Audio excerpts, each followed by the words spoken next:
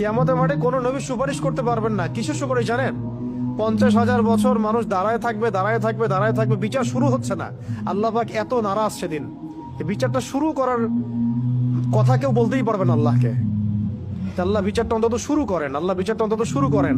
দাঁড়ায় থাকতে থাকতে আমাদের অবস্থা খারাপ, প্রত্যেক মানুষেরই অবস্থা হয়ে যাবে।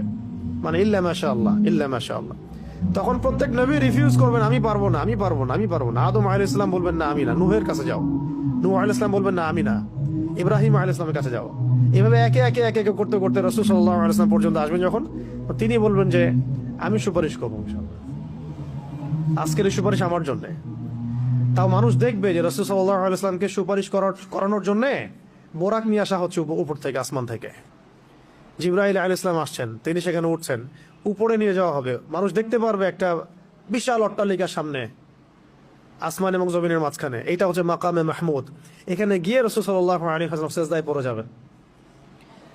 কত বছর সিজদায় চলে যাবে আল্লাহ ভালো জানেন। এবং তিনি তখন এমন কিছু তাসবিহ পড়বেন, এমন কিছু প্রশংসা করবেন, যেটা আজ পর্যন্ত কেউ আল্লাহ পাকের শানে করে নাই।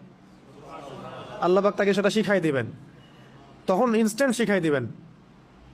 তারপরে তিনি বলবেন, ওঠো আমার হাবিব, তুমি চাও কি চাবা চাও, তোমার দোয়া কবুল করা হবে, তোমার সুপারিশ কবুল করা হবে। তিনি তখন বলবেন, আল্লাহ বিচারটা অন্তত আগে শুরু কর, আগে বিচারটা অন্তত শুরু করেন।